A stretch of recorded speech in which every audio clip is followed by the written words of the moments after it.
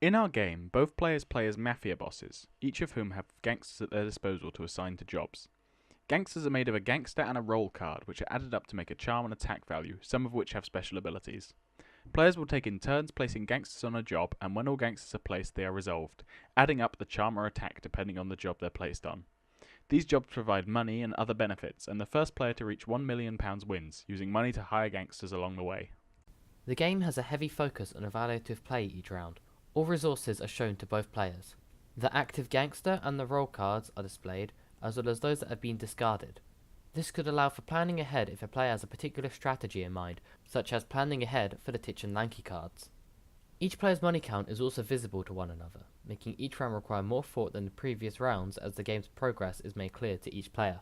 With this in mind, both drawing cards from the decks as well as placing cards on jobs becomes more strategic with the consideration of your opponent's plays too. The illusory attitude in the players is invoked by the rules being simple and easy to follow, with almost all information being displayed to them. A player cannot simply be barged out of a victory within the rules of the game. Everything must be calculated and planned, similar to how assigning gangsters would really work. While less prominent than evaluative meaningful play, the effects of a player choosing or placing a gangster are clearly visible. Placing a gangster can swing a job in your favour, ruin an opponent's plans, or simply just claim money.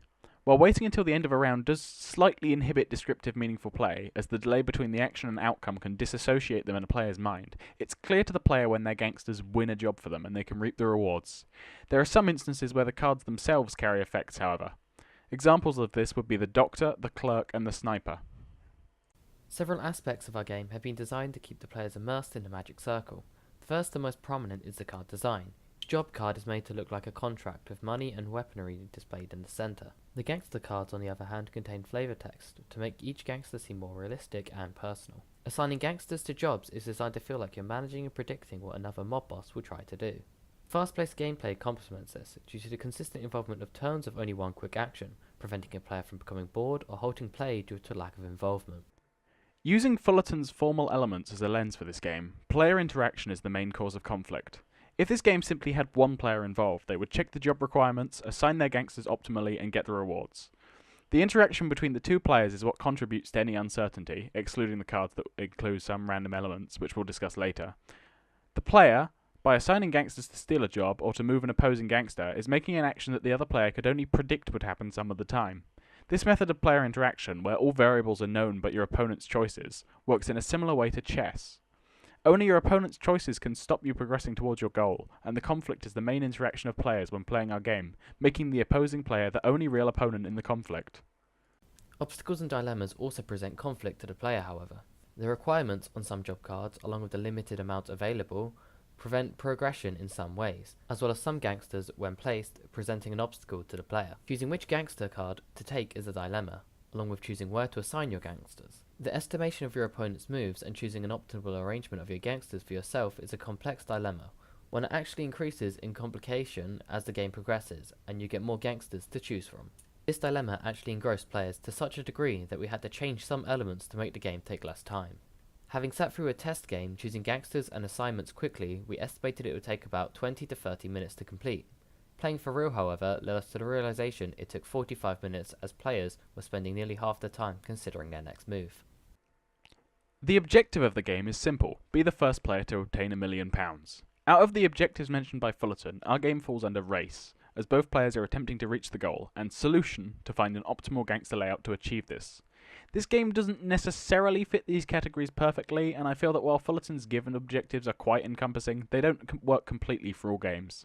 The real objective of our game is to win jobs despite your opponent's best efforts to collect a resource before they do, which could potentially be defined as capture, as you win jobs by preventing an opponent winning, taking control of that job.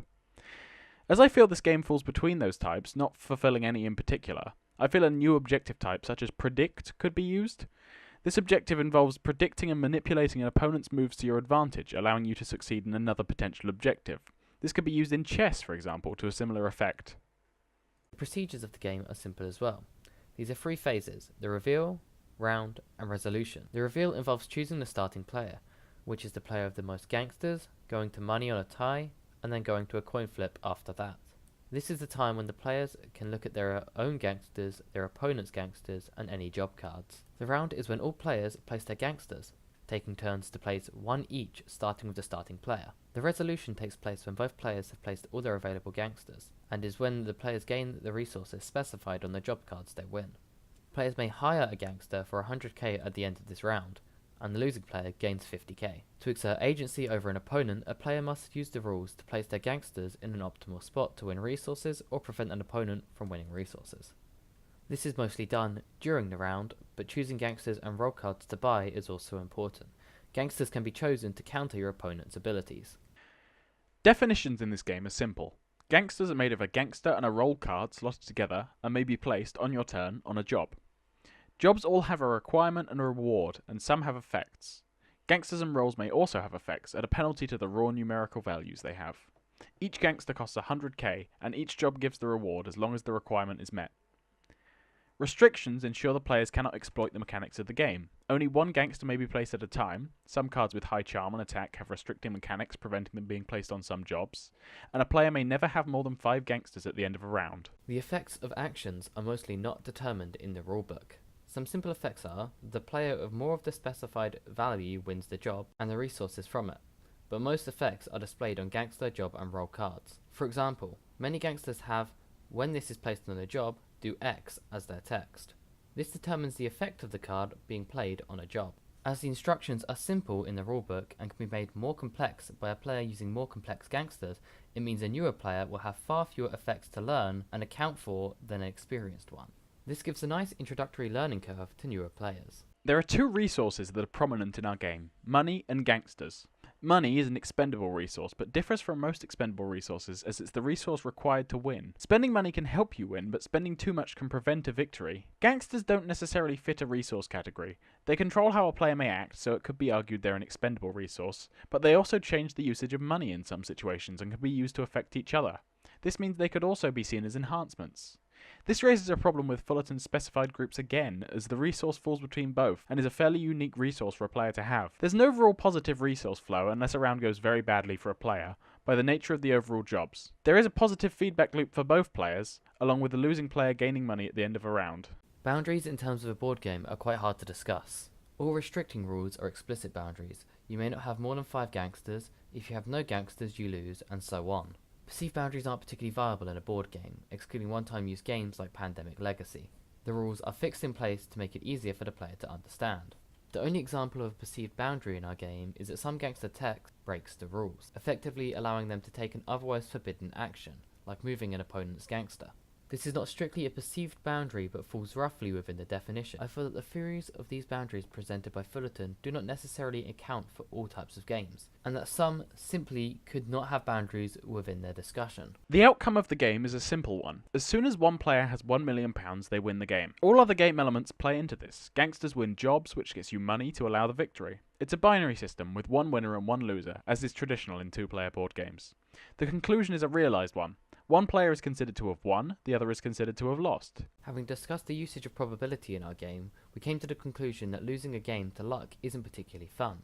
When random chance is introduced, your decisions can become less meaningful as the outcome is less certain. Because of this, we decided that gangsters should not be generated randomly, but chosen by a player from a draw of 2. This not only makes the player have more of a decision in the outcome of the game, but also prevents the player getting messed up by drawing a card that they do not want. Having said this, a game with no chance involved develops an optimal method of play. The less skilled player should have the potential to win at least some of the time, even if not by skill alone, purely to make the game appealing to a wider audience. Because of this, we introduced gangsters with a random element.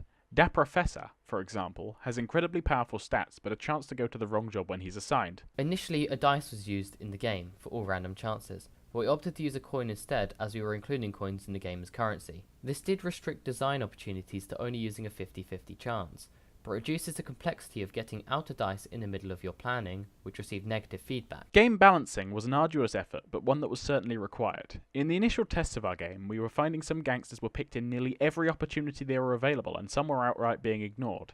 Constant testing and tweaking, along with surveys being filled out constantly by friends and family, allowed the game to reach a point of relatively fair balance for submission. Luckily, balancing the job cards wasn't required, as only the gangsters and roles were exclusively available to one player. Jobs can reward any amount that isn't particularly game ruining, as long as both players have access to them.